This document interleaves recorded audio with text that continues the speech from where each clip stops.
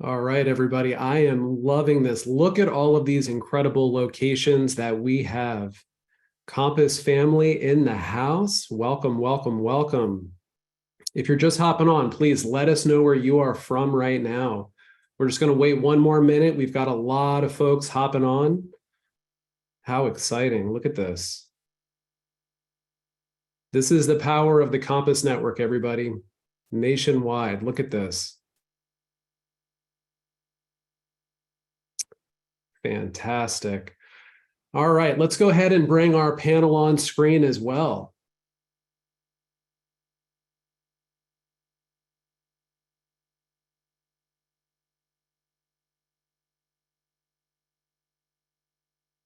All right, welcome.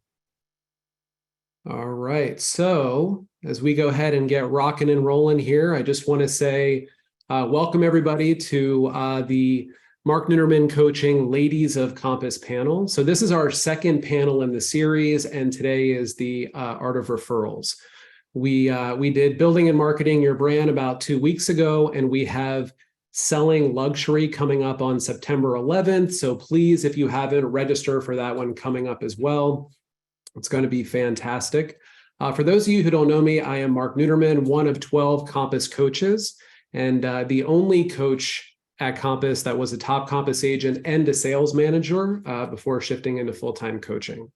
So, you know, it's that history of having been an agent and sales manager with Compass that kind of really drills in that collaboration so heavily, right? And that was the brainchild behind the Ladies of Compass panel series. So before I introduce our panelists, I do want to take 1 minute to discuss everything going on, the terrible situation out in Maui. Due to the wildfire, 12 of our Compass agents, our family members out there lost their homes and possessions. Not to mention their families and the Compass staff and plenty of others. I used to live in Lahaina, and I can just tell you it is a strong and small community, but our hearts are extremely, extremely heavy right now. So before I get too emotional talking about this, I just want to say that Compass has organized a GoFundMe to help our Compass family members get back on their feet. So I'm going to go ahead and place this link in the chat. No donation is too big or too small. So if anybody has anything, we're just going to try to get our family members back on their feet, okay? And then also one of our panelists today, as we start introductions, is Charlie Ward from the Big Island of Hawaii. So Charlie, I'd love to pass it off to you if you could introduce yourself and just kind of give us a quick update on the situation down there, please. Thank you, Mark. I heard on Saturday that all the Compass agents are staying with friends and clients, and we're so happy that they're safe. This tragedy is unfolding, and it's going to be really horrible. So any donation, as he said, is not too small. We're trying in Hawaii to spread the word on reconnecting pets.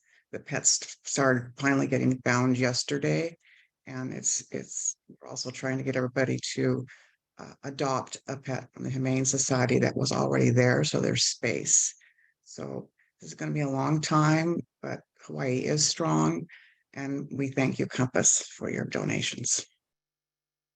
Thank you so much. So Charlie, while we're at it, will you please tell us a little bit more about you, how long you've been in the business, where you're located, and then what your main focus is? I've been in the business 43 years. I'm located in Kona on the Big Island of Hawaii. I focus on all properties on the west side of the Big Island. My focus is residential.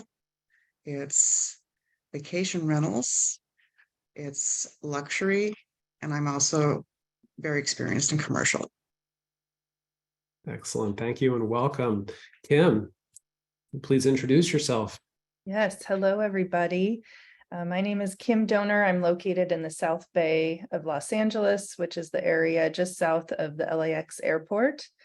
The specific cities and areas that I cover are Torrance, Redondo Beach, Manhattan Beach, Hermosa Beach, Palos Verdes, Rolling Hills Estates. There's a lot of cities in the South Bay, and I cover all of them.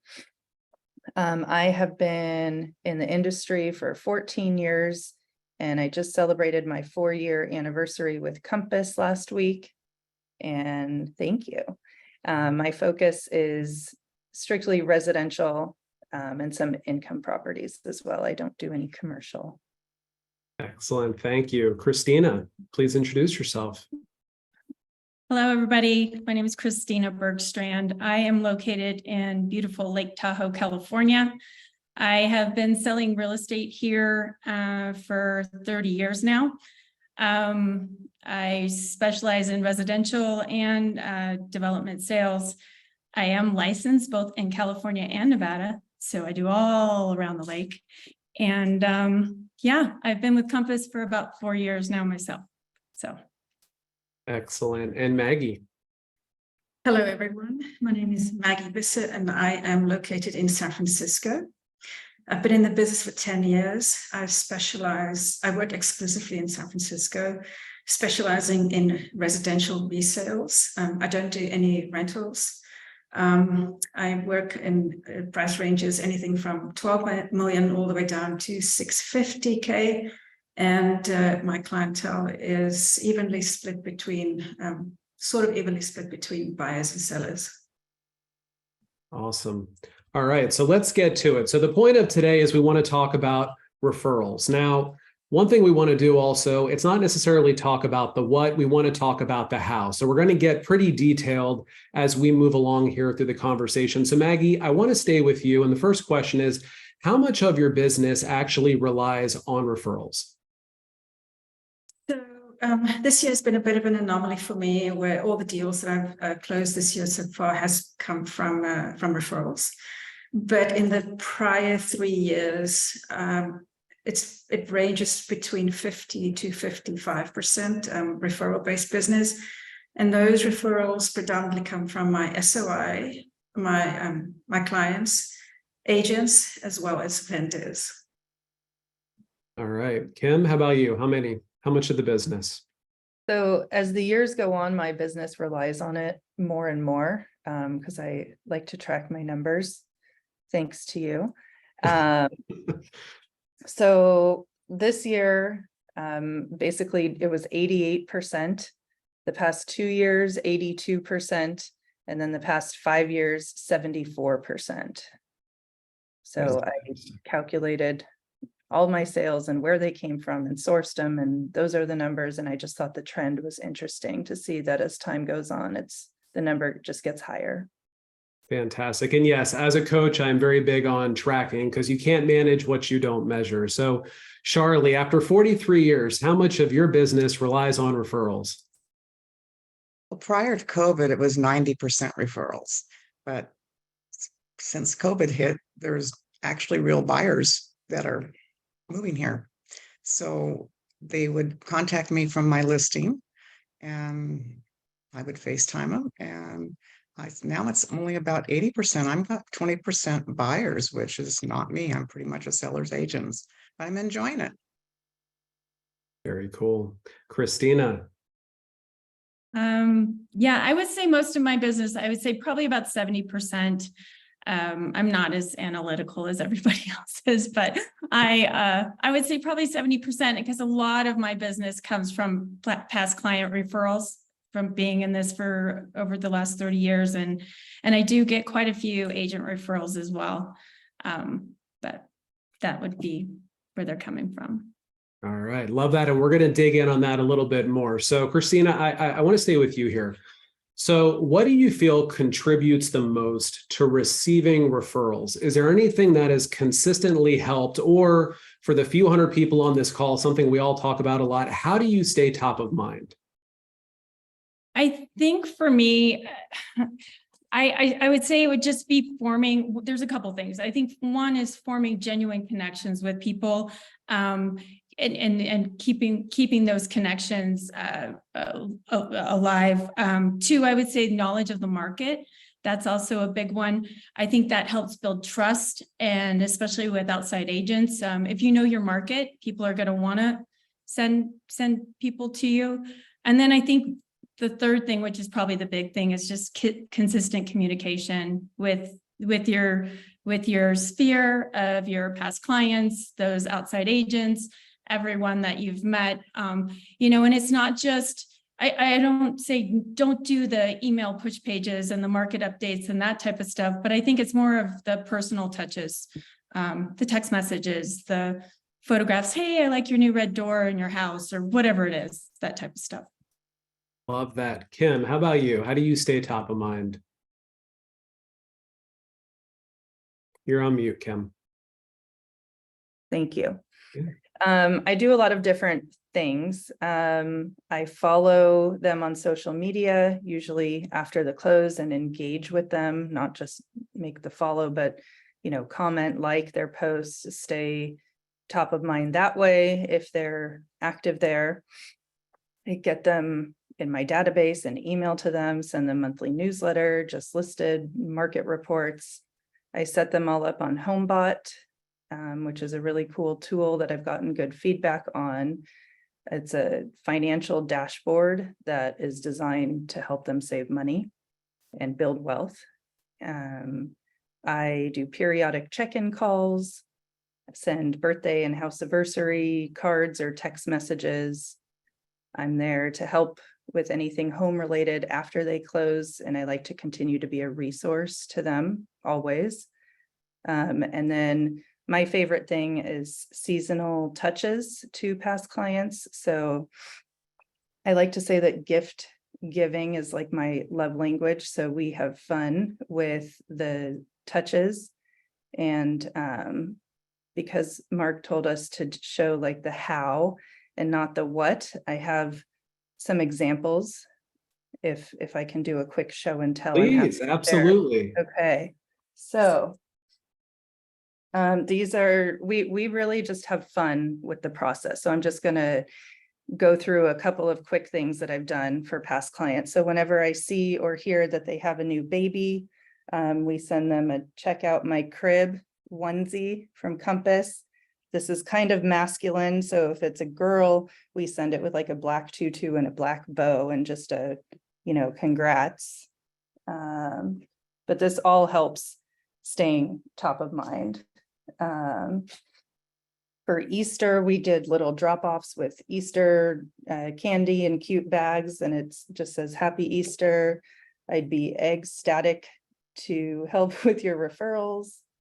For Halloween, we sent a postcard, and this one we mailed out. It was a pumpkin carving kit, and it says, I will always carve out time for you and your referrals. We try to think of silly puns.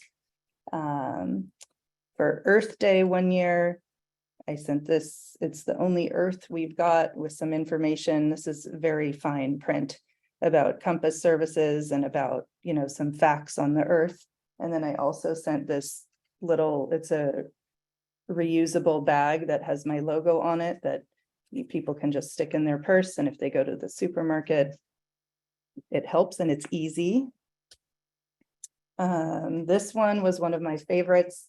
We send in a really fun package. So when they get it in the mail, it is exciting to get this. So this was a cooling towel. It was sent, I think it was last summer when it was really hot out. And it says, don't sweat it. I'm here for all your real estate needs and referrals. And then there's instructions on how to use the cooling towel. So got a lot of good feedback on that one. There's so much more, but those are just some that I have, and I'm happy to share ideas with anybody. But the biggest thing I think with that is to just have fun with it. And when you are feeling creative, just jot down some notes and have fun. Oh, lastly, these are, I'm in the process. This is also thanks to Mark. I was going to delegate this task to dropping off these touches to my past clients. And he said, no, that's really not something that should be delegated. You need to show face. So I have taken it upon myself to make all these deliveries, which is taking me a couple weeks to drive around the various parts of town and drop these off. So this is, it says summer's here. Hope I'm not bugging you. And it is, it's a mosquito repellent It uses LED and you just plug it in. It's a USB. So to keep the bugs away, and it says dropping a quick reminder that I'm always here. So I don't ask people for referrals unless it's like this passive way, because it's just more me.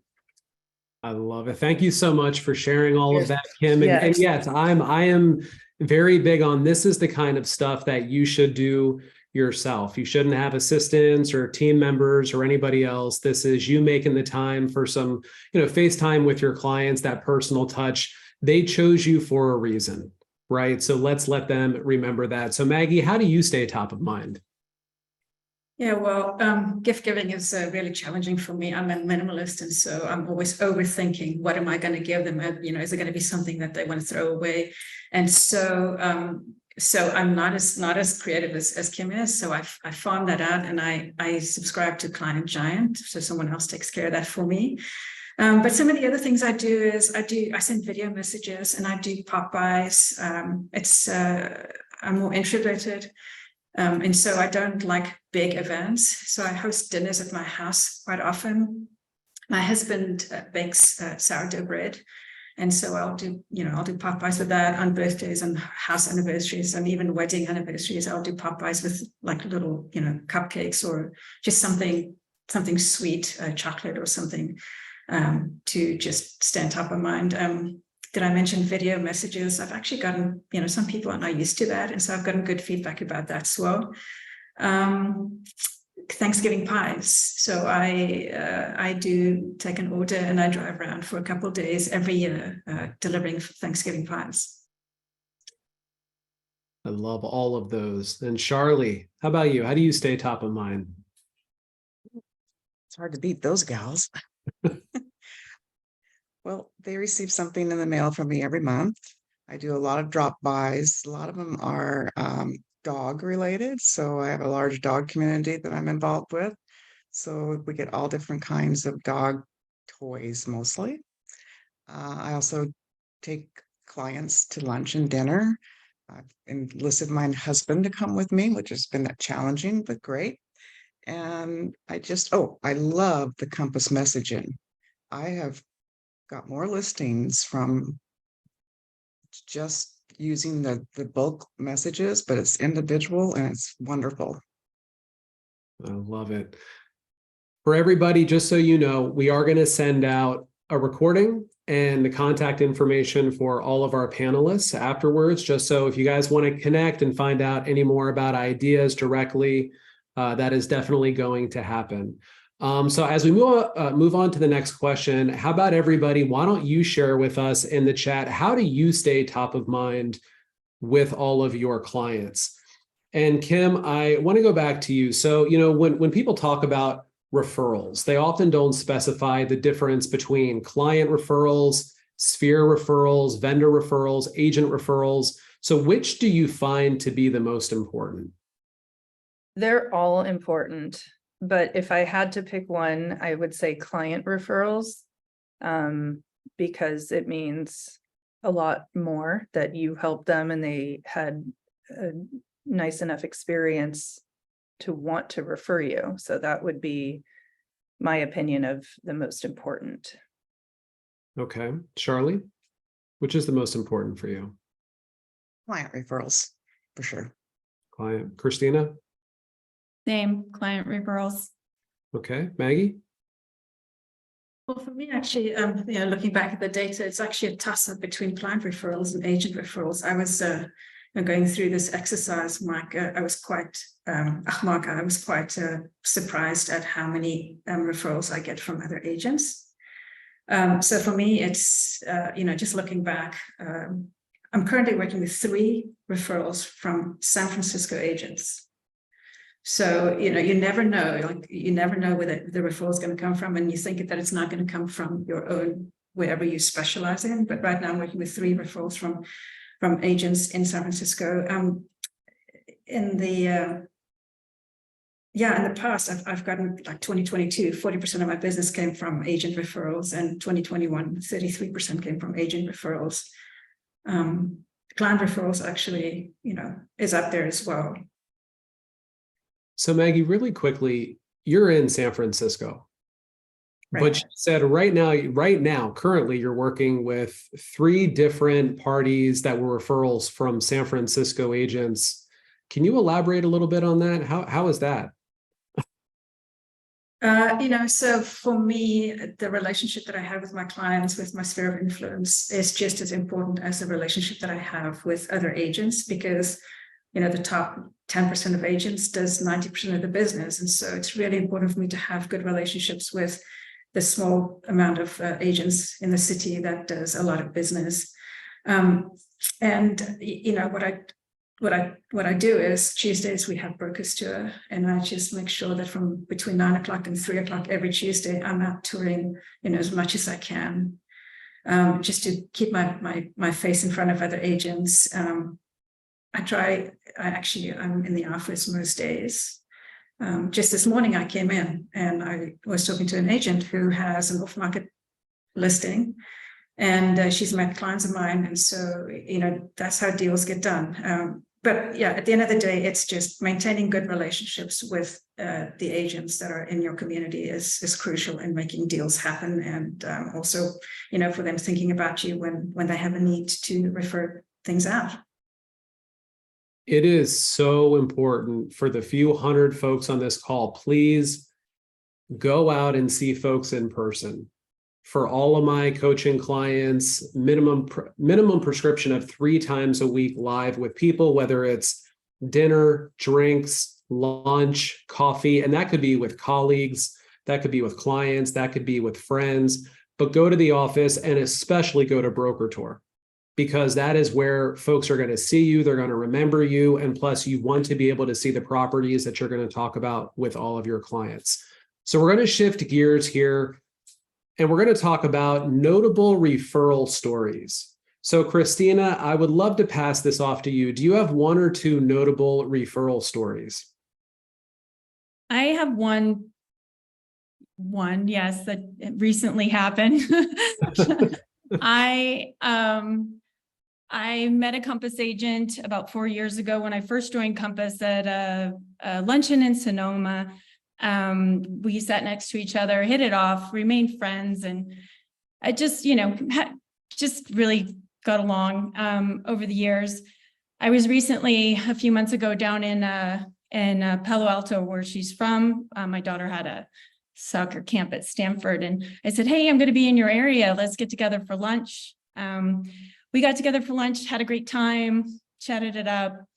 She showed me Palo Alto, all the things. And then about a month later, she gives me a call and says, "Hey, I got a client for you. They want to buy a lakefront, Lake Tahoe, spend up to 20 million. So that was a really good lunch. It was really good. So just so everybody, in case you're multitasking, because I know that might be the case for some of you, a $20 million referral, a real $20 million referral. And where did you meet this colleague? At a Compass function, a luncheon. Did everybody remember about 5 minutes ago when I said go see people and meet people in person? It is so critical for her to have this relationship. And then what did she do? She made the time to get lunch. And there you go. Maggie, how about you? Anything notable? Yes, a few years ago on a Friday afternoon at 1 o'clock, I received a phone call from one of my, a business attorney whom I know. And he told me that he has a client who was interested in making an offer on a property that was listed around $5 million. And 11 o'clock that evening, I was signing a non-disclosure agreement, and I was in a meeting with this client who ended up buying $10 million worth of real estate in the next maybe 2 or 3 weeks. Not bad. Not bad at all. Kim? The one that I could think of was, I have one of my past clients who was referred to me by other past clients / friends. And he has since turned into 4 transactions with me. So he's one of my best clients, and it was because of the referral. So nothing too crazy like a $20 million referral, but it's a repeat client, so that's always good. Sure thing. And Charlie? Well, this is a hard one. There's been so many referrals over the years. So what I was thinking about, I'm going, okay, why did I sell that same house 5 times right in a row? All 5 sales. So I had to go back and research, and it was the buyers were looking for an agent, and they reached out to their agent and who said, Charlie knows that house better than I do. So it just keeps going around. I keep selling the same house over and over and over from being referred back to the buyers. I love that. I actually asked myself the same question, and yeah, there are so many after 22 years, but there's 2 in particular that I'll share. One of my colleagues in San Francisco, and this is why alliances are so important. I had a former client call me and say, I'm standing outside of a property. I looked it up online. It's $7 million, and I want to make a cash offer right now. Now, I had since moved out of the city, so I called one of my colleagues. Fortunately, they picked up the phone, and I said, can you write a $7 million cash offer right now? And they just said, absolutely. And then the second was, to your point, Kim, I had some clients when I was selling in San Francisco that they came in for a rental tour. And, I took them out, showed them all around. They ended up renting. Not only did they buy and sell, they referred over 9 different parties, the ELF clients, easy, lucrative, and fun, which I always talk about. And they became one of my biggest referral sources. So you just never know, right? That's why exceptional service for everybody. So on that note, what's that? If I can give another example, I don't want to dominate the conversation, but I at one time have somebody who works at Apple. She's in hiring at Apple, recruitment at Apple, and Apple has their agents, relocation agents that they work with. She called me and asked me if I can take this person out because he was coming a day earlier, and they had already set up a meeting with the Apple relocation agent. I said, absolutely, I'll do it. And I took him out. He told me, look, I don't make the decisions, my wife does. I met the wife the next day very briefly. They went out with the other agent and came back to me. Then are buying a house with $4.2 million, referred 3 or 4 other sets of clients to me. They sold that house last year for close to $5 million. And so I think in total, just that one effort that I made in taking out that client resulted in about $15 million worth of business that I've done. Unbelievable. You just never know. So we often talk about creating raving fans. So Maggie, staying with you, what do you do specifically to create your raving fans, or as I say, your ELF clients? I think Christina alluded to this earlier on. I think when it comes to client referrals, it's really a question of focusing on the relationship as opposed to focusing on the house. So with my clients, creating that trust. That's the most important thing I can do with my clients, creating that trust, building that relationship. And then once that foundation has been established, just staying on top of mind. I love that. Kim, how do you create your raving fans? Well, it's a lot of things, not just one. So I have a little list.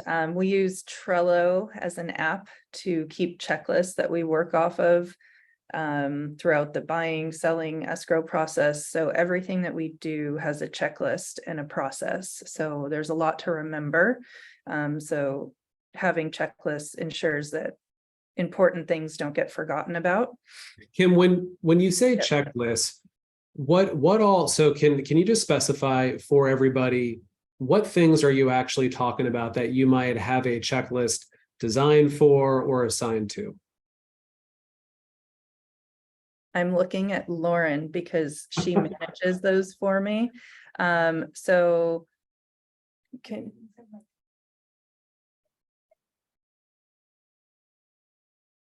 it's really like small details, everything from getting the client to entering their information, to getting the collection set up, to making sure we have their kids' names, their birthdays, all the details in one spot.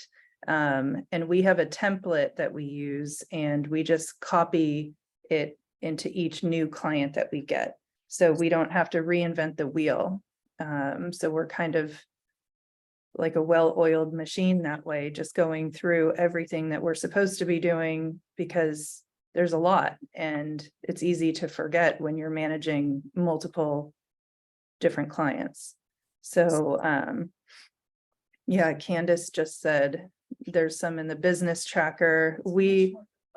Yeah, the ones that we use are much more robust than what's in the business tracker. I mean, it's a great place to start, but we like to, anytime we make a mistake or forget something, we just add it to the checklist. So it's kind of like a work in progress and an ongoing thing that we update as time goes on. So there's a lot of things on each checklist for each different like step in the process. We have a post-closing checklist, in escrow, new client, buyer, seller, all that jazz. So anyways, utilizing that just really helps us stay on top of things.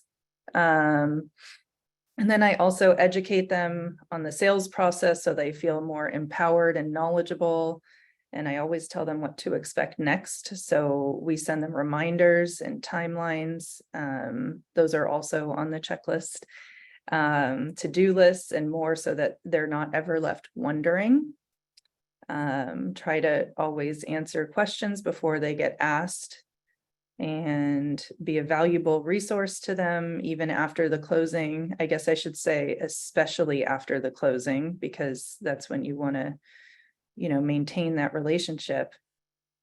And then I'm always really quick to respond, because people are in like a want it now kind of a mentality. So my phone is always connected to me, which is not a great thing, but it is what it is. So I'm always very responsive, and I'm a huge fan of text. So it's just easy. I love it. Thank you so much for sharing. Yeah. Shirley, raving fans, after 43 years, what are you doing? Well, the first thing I say to a prospective new client is, I'm going to be bluntly honest with you, and you're going to hear the good and the bad and the ugly. And they remember that. They remember that decades later. It's like, you're the only person that ever told me this. You're not after a sale. And I really want them to be happy, whether they're selling the house or whether they're looking for a purchase. So it's amazing if you take the dollar out of it and only think about them. And after 43 years, I pretty much know a lot of different unique situations and properties in Hawaii. So I just try to be extremely honest. And then I follow up after the close with gifts, thank yous, dinners, lunches. I love it. So let's change gears here. Christina, so one of the biggest challenges for a lot of folks is asking for the referral. I know some do, some don't. So do you ask clients for referrals?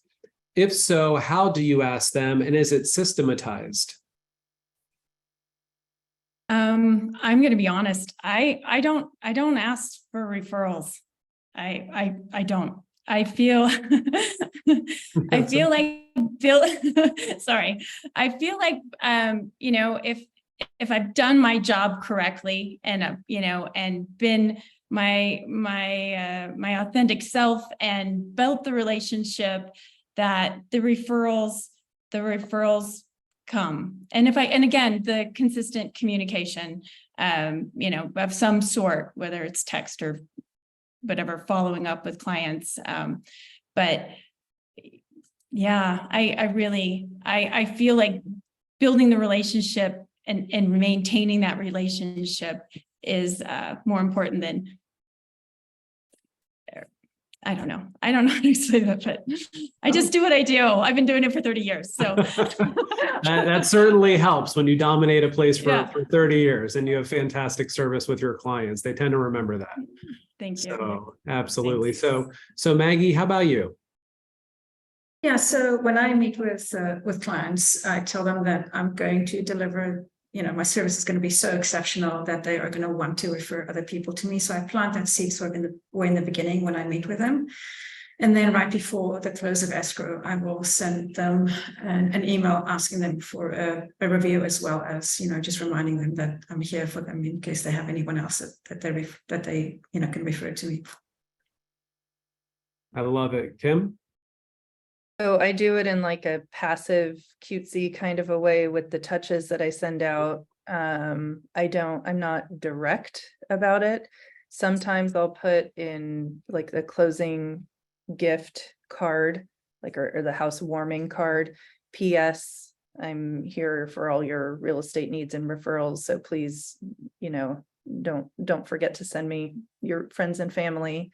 Besides writing it, which I would think is like semi-direct, I certainly don't call and ask them. It's just like passive, like I said. And it's not, I don't have it systematized, except the touches. That's always like the message behind when we send out things, is we're asking for referrals that way. Gotcha. Charlie?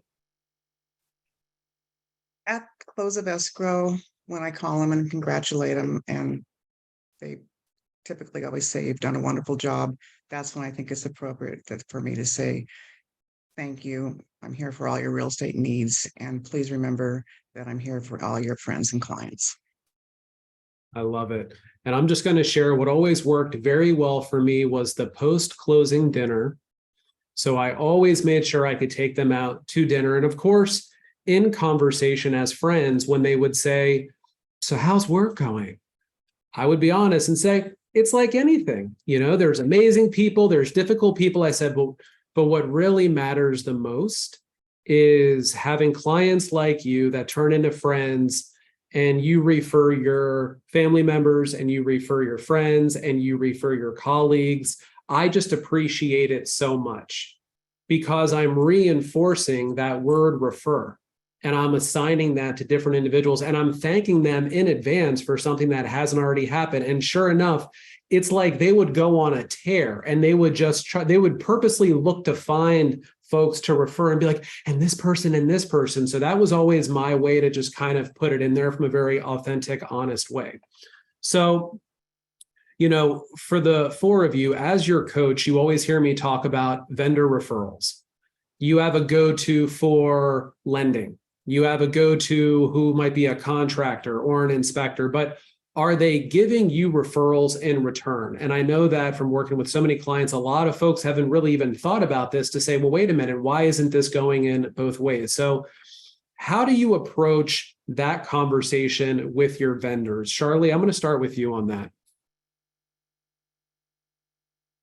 I had to think about that because a lot of my vendors have retired, and they were always giving me referrals. So I went back and started looking at the business, and yeah, I get a lot of business from like my electrician. I get some from one of my photographer. I get a ton of business from my stager, where she's out meeting sellers and she asks them if they have an agent. So I guess I just need to ask for more vendors. But it's kind of already happening. So Okay. Kim? I've gotten a few referrals from lenders in the past, which is nice.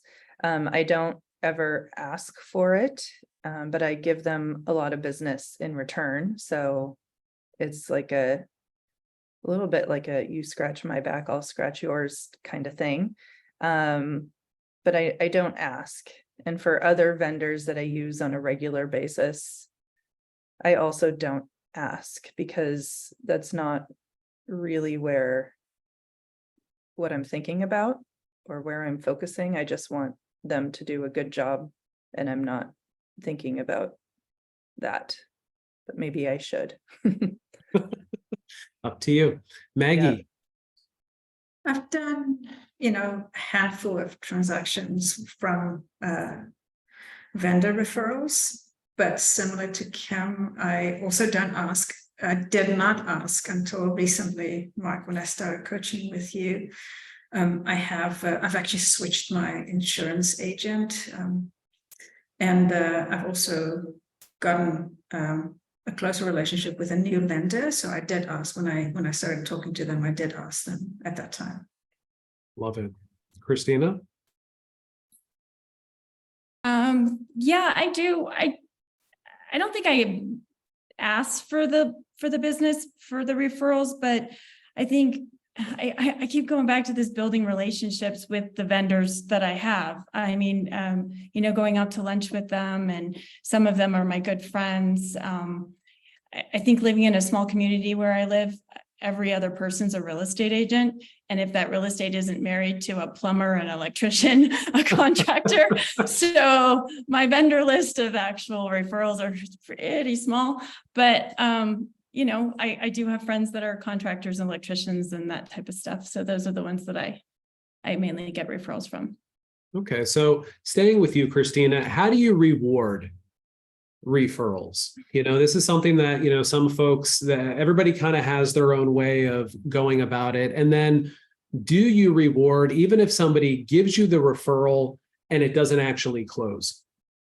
Yeah, I absolutely. I give gifts, and I try to personalize those gifts as much as possible. And depending on the referral, big or small, it depends on the gift. I can say once I sell that $20 million listing, she will be getting a huge gift, very big, large. But yeah, so those type of things. Yeah. And you have to personalize them. You can't just, generic. Nothing generic. Maggie, how do you reward? Yeah, so I give a gift certificate to everybody who, regardless of whether it goes anywhere or not go anywhere. When I get that referral, I give them, a personalized gift, like small, $50. And then if the transaction closes, depending on the size of the transaction, the gift starts anywhere from $500 and it goes up depending on the size of the transaction. And what if it doesn't close? Do you still do something for them? Yeah, take them out to dinner. Great. And just say, thank you very much for thinking about me. Okay. Kim? I think it really depends who it is. I like to send like an immediate thank you text or email or phone call, whichever I think is most appropriate right after I get the referral. And then if it closes, I most definitely send them, I call it a more proper thank you. But it all depends on who. So the most recent one I did, I sent her a Nordstrom's gift card. And if it doesn't close, I don't send them anything. We'll be chatting after. No, I'm just kidding. Okay. I don't think that I do. And then for agent referrals, they get a referral fee. And if it was like a repeat referral, I'll probably do something a little more special than just the referral fee. Okay. Charlie, how do you reward? Oh, each one's so individual. I try to customize the thank you. If they're here in Kona, I'll take them to either breakfast, lunch, or dinner. If they're not, then I'll send them something that is from the Big Island. So something that's unique and that they and their family might love. I love that. And I will advocate to everybody on this call to reward referrals by taking folks out to dinner, getting in front of them, using it to just deepen that relationship, especially knowing how many other agents are actually out there. And if you think about 2 to 3 years of a pandemic, there's a lot of folks that have been sitting at home that might be nervous to come out of the shell and get out in front of people. So it's just a nice personal touch. So let's talk about, when giving referrals, what do you look for in a referral partner? Right. And I know there's a lot of different ways you can use the Find an Agent app. You can call a sales manager in that region. You can ask around. So let's just talk about what you actually look for. Charlie, let's keep it with you for now. I try to look for whatever that agent specializes in, that they are going to be a match with the client. Typically, it's a buyer. So if they're willing to sell something that's maybe lesser, then I'm not going to refer it to someone that sells $10 million properties. I'm going to refer to somebody that by researching the agent. I also try to match personalities. So if it's someone that's maybe in their 60s, I try to get a like kind agent that's successful. And you can find them on social media after you found them through Compass. And you also just, maybe it isn't even a Compass agent. Maybe it's somebody that Compass doesn't exist there. I have relationships with other people in like Oahu that I refer to Compass agents, and also to one that has always taken excellent care of all my clients. So you just try to make sure that they blend well. I love that. Client first, always. Kim? So I check the number of sales that they've done in the specific location that my client either has a home to sell or is looking to buy in, because I think that's critical that they're like a local expert.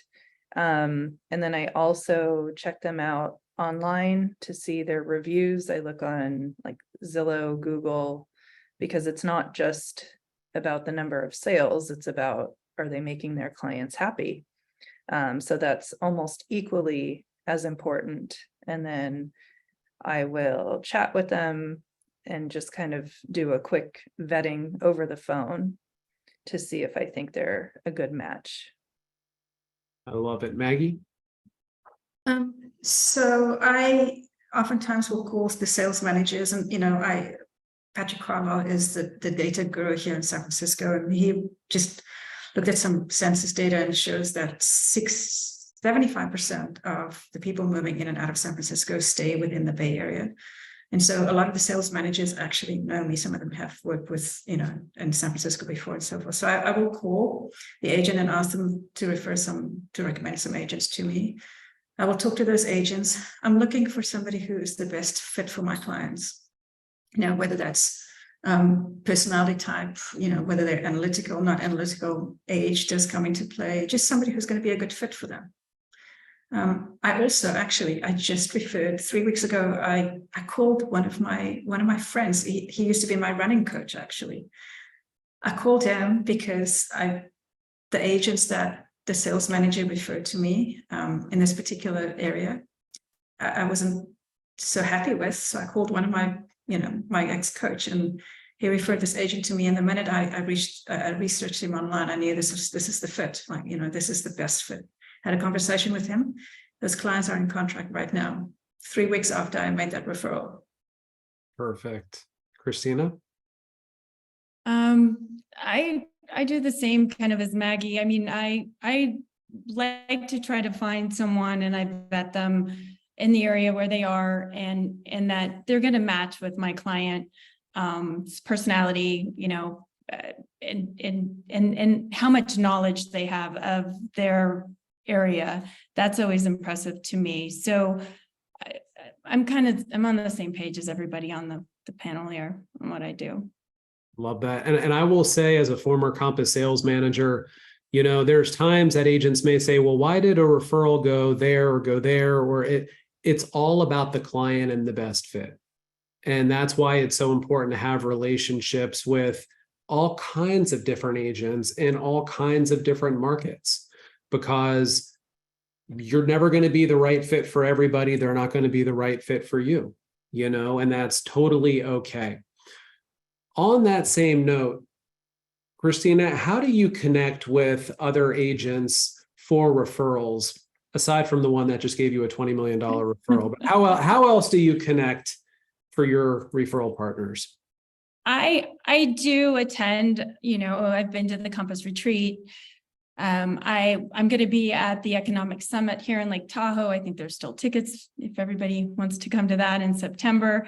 I go to these events. I think that's probably the main thing. I don't know, some people might agree to this. I'm an introvert in an extrovert job. And it's hard for me sometimes to get in a room full of people and feel like I got to network, give me your card, bling me, king me, whatever that QR thing is. That's not me. Probably be the one in the back row somewhere. But if I go to events, my main focus is to make at least 2, 3, a few real connections with agents.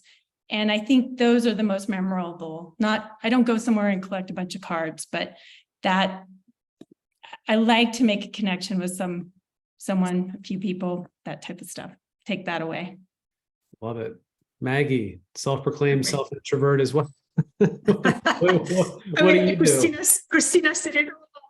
I the same thing. I will go to an event and I'll come back with 1 or 2 people who I really just jive with. I'm also not this, give me your business card and I'll stay in touch with you. But I do whenever I have a client looking in an area that I'm not familiar with, like upstate New York and so forth, I try to stay in touch with those agents that I referred business to.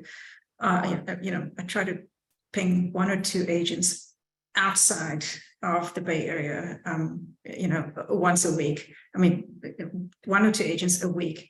And then within the Bay Area, just going out to lunches and going out to dinners with agents outside of San Francisco. Love that. Kim? I really don't, because I am so much of an introvert. Common theme here with all of us. It's just not where I spend my time focusing. When I go to the retreat, I go to learn and have fun with like my colleagues that I do know, which I know I'm going to get scolded again by you, but it's really, I just like it to be organic. So more oftentimes if they, find me online from my reviews, that's how I get the calls, but I don't actively try to pursue agent referrals. But this panel is like the biggest thing I've ever done for referrals. So well, you get plenty. So there's that. Charlie? Well, I've found over the decades that CRS is a great place to get referrals and give referrals. So I go to the state CRS events and national, and I just think I also do retreat, which I think I really connected with 2 people there. Also in coaching, Mark, it's been wonderful. Thank you. Yeah. And I will tell everybody, the few hundred folks on this call, I am an introvert. So maybe that's where this all kind of comes full circle, but I'm all about, working smarter, not harder, quality over quantity. That always served my business well. I see it work so well for my clients. And there's just so many different ways you can go about real estate. For me, it's being the advisor, not the agent, right? You're connecting, you're educating, you're advising, it's quality, it's referrals.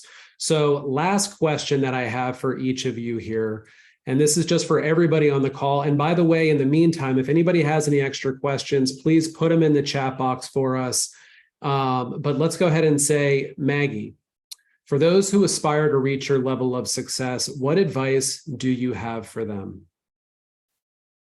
So I'm going to have to go back to something that I heard Robert Rifkin mention.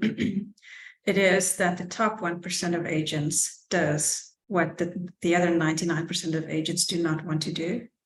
And so that's that 1%, do what the other 99% of agents don't want to do. Is if you do that, then you'll be successful. I love that. Kim, what advice do you have? Try to spend as much time as you can focusing on income producing activities and not get stuck in the weeds with things that can easily be delegated. Every day, make a priority list and just tackle the most unfun thing on your priority list. That I think goes with that book, Eat That Frog. Just do the most important thing first and get it out of the way. Kind of the theme of this call, always stay top of mind with past clients. And then I always ask past clients to review me online. So I think that's a really critical thing that a lot of people forget about. So it will just help you to get more business. So I have a template that I send out that after the closing, and I include the links for them to post me on Zillow, Yelp, and Google. So they can just copy and paste the review and put it in all those places. So that is helpful. And that's also like on our checklist to send that email. I love that.